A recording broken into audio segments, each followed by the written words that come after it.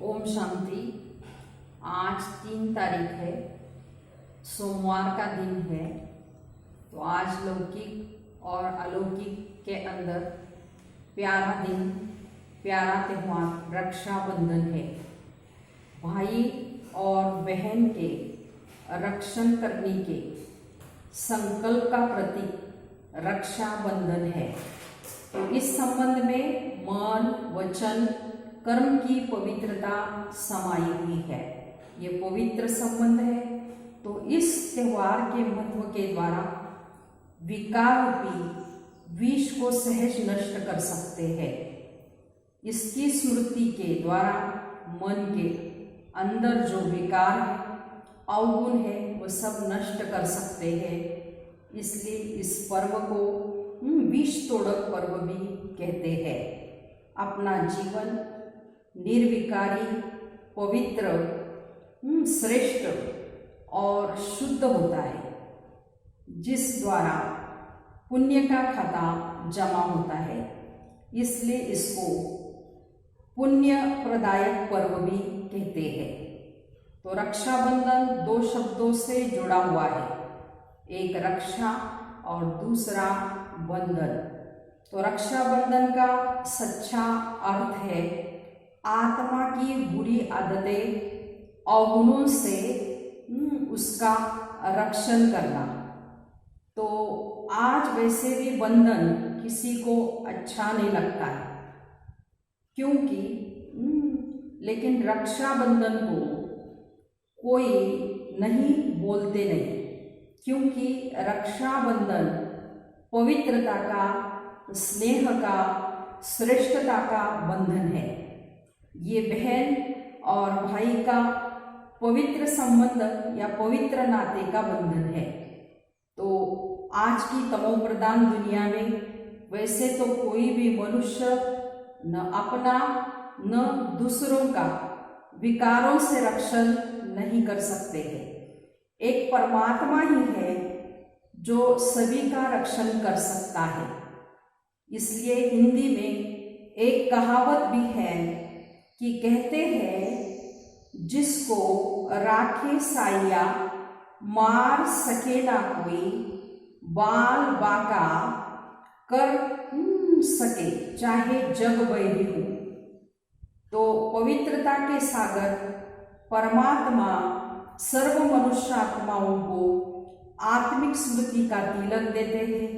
वे ज्ञान, गुण और शक्तियों से, राजों के आधार से आत्मा का रक्षण करते हैं। तो ऐसे सच्चा रक्षक सभी का एक परम पिता परमात्मा है। इसका सच्चा प्रतीक है रक्षाबंधन।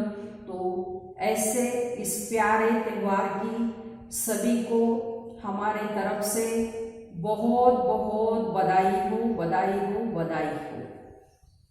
तो आज के प्यारे बाबा के महावाक्य हम सुनेंगे। 3 तारीख की मुरली है। प्यारे बाबा ने कहा हुआ है, मीठे बच्चे, तुम्हें सर्विस की बहुत उछल आनी चाहिए। ज्ञान और योग है तो दूसरों को भी सिखाओ, सर्विस की वृद्धि करो।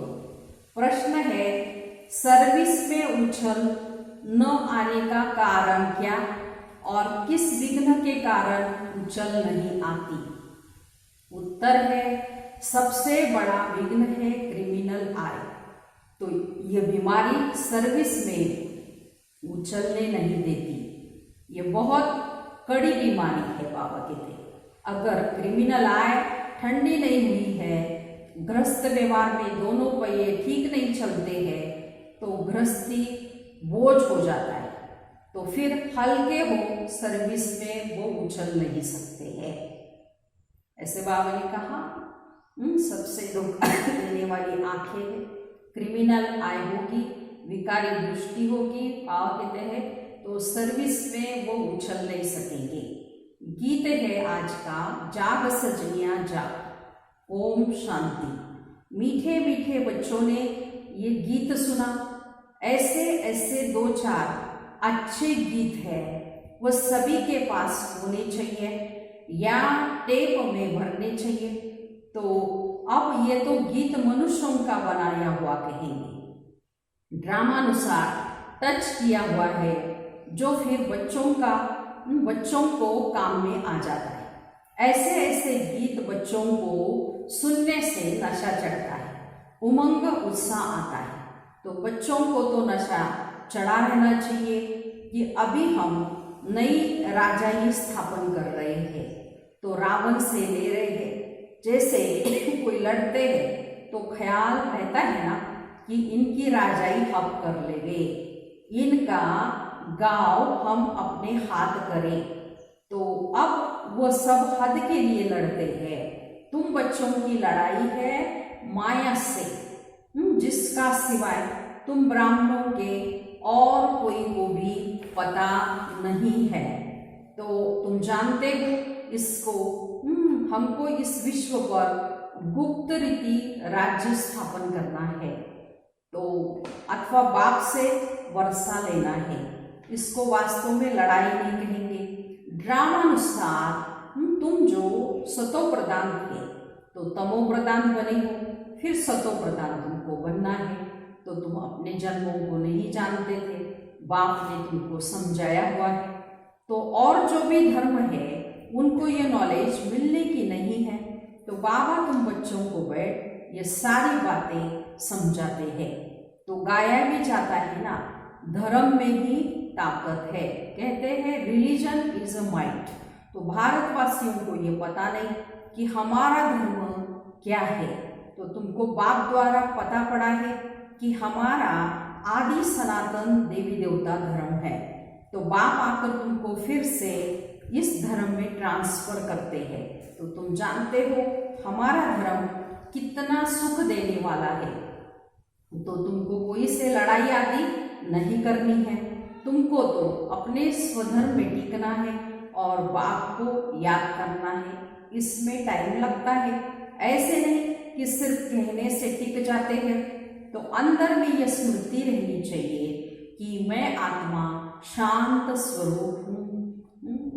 तो हम आत्मा अभी तमो प्रधान पतित बनी है। तो हम आत्मा जब शांति धाम में थी तो बिल्कुल पवित्र थी, प्योर थी, फिर पाठ बजाते बजाते तमो प्रधान बनी। तो अभी फिर पवित्र बन हमको वापस घर जाना है। तो बाप से वर्षा लेने के लिए अपने को निश्चय कर बाप को याद करना है। तुमको नशा चढ़ेगा, हम बाप कहते तुमको नशा चढ़ेगा, हम ईश्वरीय संतान है। बाप को याद करने से विकर्म विनाश होते हैं। कितना सहज है, याद से हम पवित्र बन फिर शांति धाम चले जाएंगे।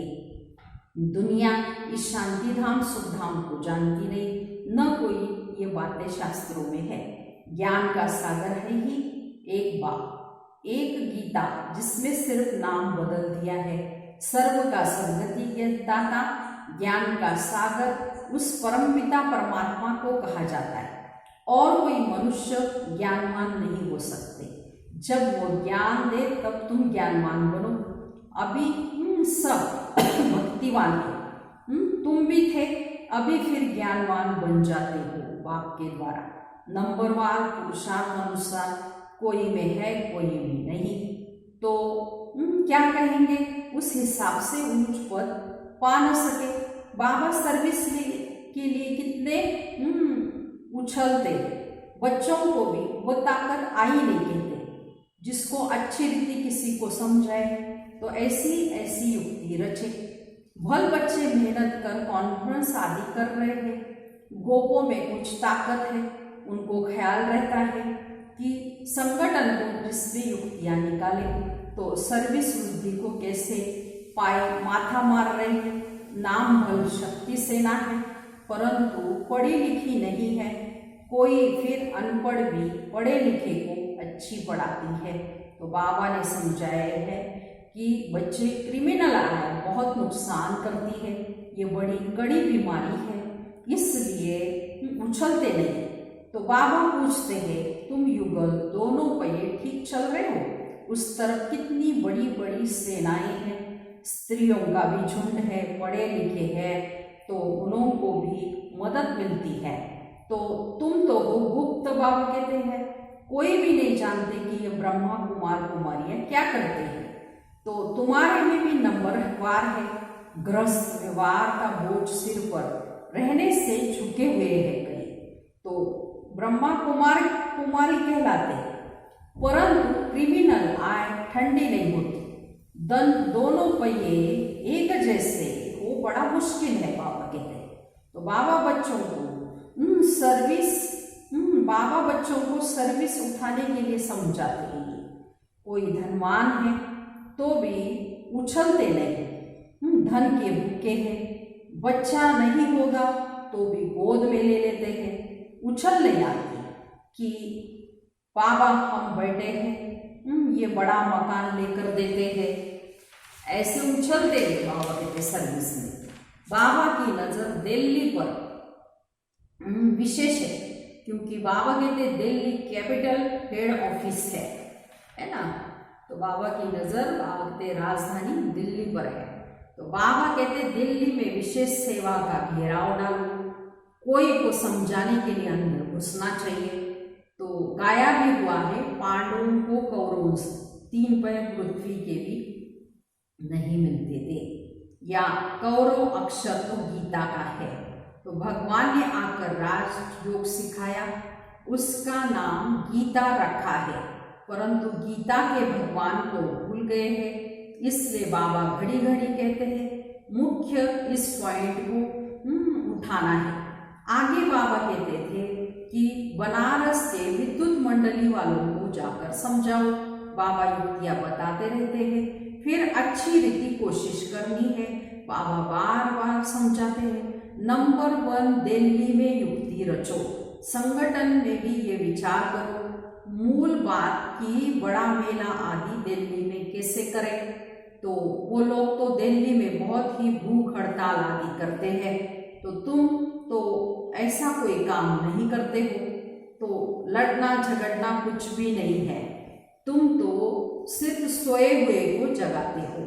तो दिल्ली वालों को मेहनत करनी है, बाबा कहते हैं सर्विस के लिए। तो तुम जानते हो हम ब्रह्मांड के मालिक, फिर कल्प पहले माफिक सृष्टि के भी मालिक बनेंगे, तो यह पक्का जरूर है। तो हमको विश्व का मालिक बनना ही है। तो अभी तुमको 3 पैर पृथ्वी के कैपिटल में चाहिए, जो वहाँ ज्ञान के गोले छोड़े। तो बच्चों को नशा चाहिए ना, बड़ों का आवाज चाहिए। इस समय भारत सारा गरीब है, तो गरीबों की सेवा करने के लिए बाप आते हैं। तो दिल्ली में तो बहुत अच्छी सर्विस होनी चाहिए, ऐसे बाबा इशारा देते हैं। दिल्ली वाले समझते हैं बाबा हमारा अटेंशन खिंचवाते हैं, आपस में खीर खंड होना चाहिए। तो अपना पांडवों का किला तो बनाए, दिल्ली में ही बनाना पड़ेगा। इसमें दिमाग बड़ा अच्छा चाहिए, बाबा कहते हैं बहुत कुछ कर सकते हो। वो लोग गाते बहुत है, भारत हमारा देश है, हम ऐसे करेंगे, परंतु खुद में कुछ भी दम नहीं है, तो सिवाय फॉरेन की मदद से उठ नहीं सकते। तो तुमको तो बहुत मदद मिल रही है बेहद के बाप से, तो इतनी मदद बाबा कहते कोई दे न सके। तो अब जल्दी किला बनाना है। तुम बच्चों को बाप विश्व की बादशाही देते हैं, तो बच्चों के अंदर बहुत हौसला चाहिए। झरमुई जगमुई में बहुत उनकी बुद्धि अटकी रहती है, तो बंधनों की आफत है माताओं पर, मेल्स पर कोई बंधन नहीं। माता को अबला कहा जाता है, पुरुष बलवान होते हैं, पुरुष शादी करते हैं तो उनको बल दिया जाता है, कहते हैं तुम ही गुरु ईश्वर सब कुछ हो। स्त्री तो जैसे पूछ है पिछाड़ी में लटकने वाली, तो सचमुच पूछ होकर ही लटक पड़ती है। पति में मोह, बच्चों में मोह, पुरुषों का इतना मोह नहीं रहता है, बाबा सुना रहे। तो उनकी तो कहते हैं एक जुत्ती गई तो दूसरी तीसरी ले लेते हैं, तो आदत पड़ गई है। तो बाबा ने समझाते रहते हैं, ये अखबारों में डालो, बच्चों को बाप का शो करना है, ये समझाना तुम्हारा काम है। बाबा के साथ दादा भी है, तो ये जा नहीं सकते। कहेंगे शु बाबा ये बताओ, है ना, तो ये हमारे ऊपर आपत्ति आई है, इसमें आप राय दो कहते हैं।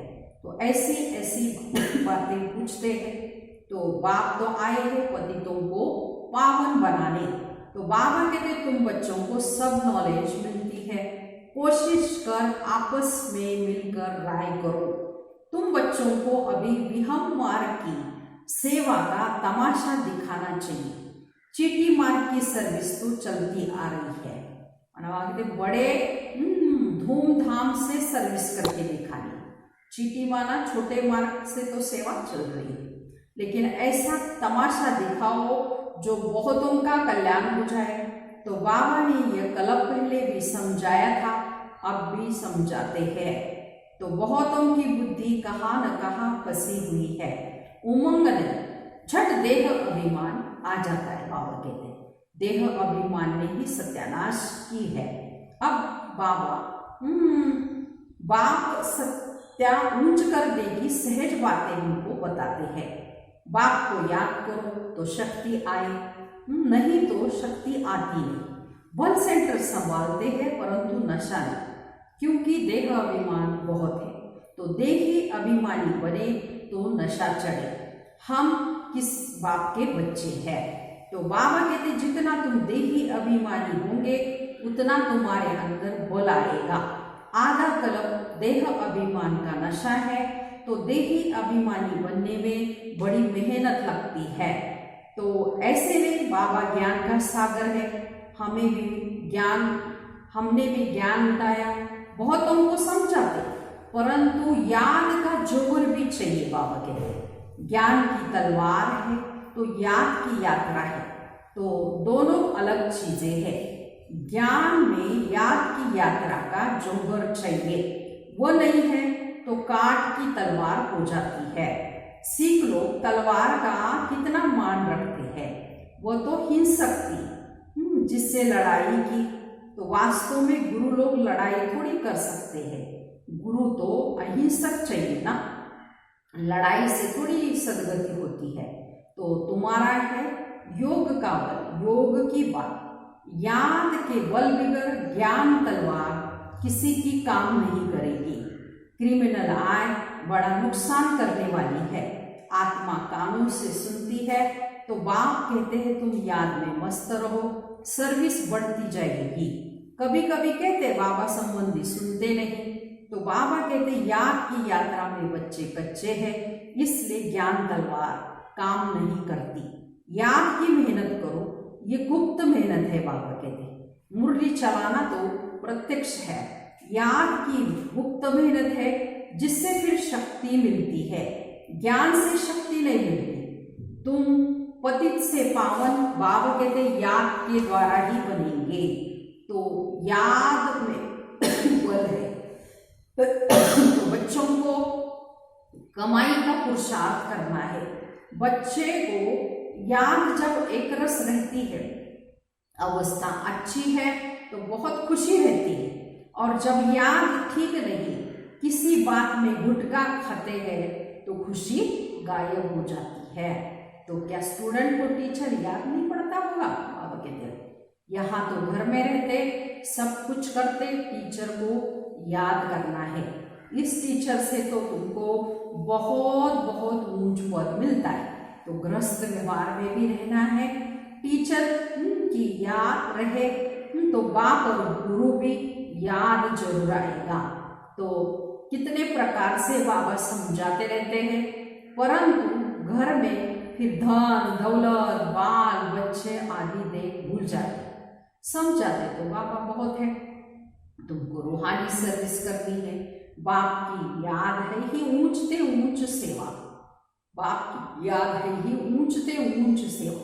मनसा वाचा कर्मणा बुद्धि में बाप की याद रहे। बाप मुख से सभी को ज्ञान की बातें सुनाओ, किसको भी दुख नहीं देना है, कोई भी अकर्तव्य नहीं करना है।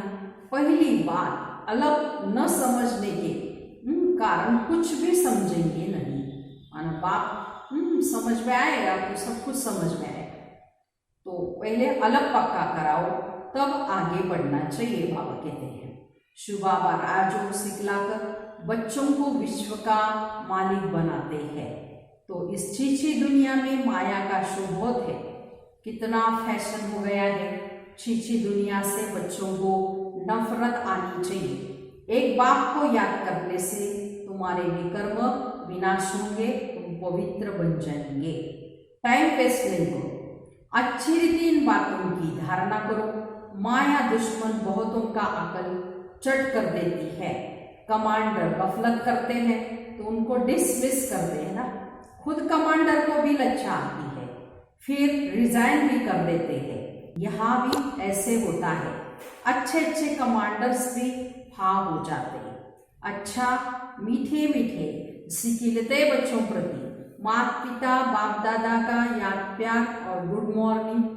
रूहानी बाप की रूहानी बच्चों को नमस्ते।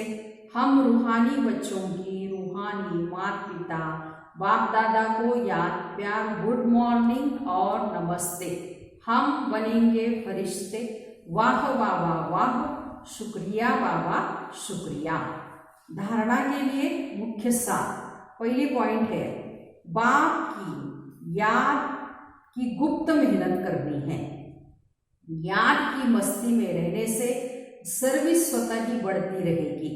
मनसा वाचा कर्मना, याद में रहने का पुरुषार्थ करना है। बाबा ने कहा मेहनत मुख्य है याद की। दूसरी पॉइंट, मुख से ज्ञान की बातें सुनानी है, किसको भी दुख नहीं देना है, कोई भी अकर्तव्य नहीं करना है, देही अभिमानी बनने की मेहनत करनी है। आज का वरदान है विजयीपन के नशे द्वारा सदा हर्षित रहने वाले आकर्षणों से मुक्त भव। विस्तार है विजयी रत्नों का यादगार है, बाप के गले का हार आज तक पूजा जाता है। तो सदा यही नशा रहे कि हम बाप के गले का हार विजयी रतन है, हम विश्व के मालिक के बालक है। हमें जो मिला है वो किसी को भी मिल नहीं सकता। ये नशा और खुशी रहे तो किसी भी प्रकार के आकर्षण से परे रहेंगे। तो जो सदा विजयी है वो सदा हर्षित है। तो एक बाप की याद के ही आकर्षण में आकर्षित है। ऐसे बाबा ने सारे दिन के लिए सर्व आकर्षण से मुक्त भव का वरदान दिया है, जिसमें बाबा ने कहा है यह स्मृति चाहिए कि हम विजयी रतन है, बाप के गले का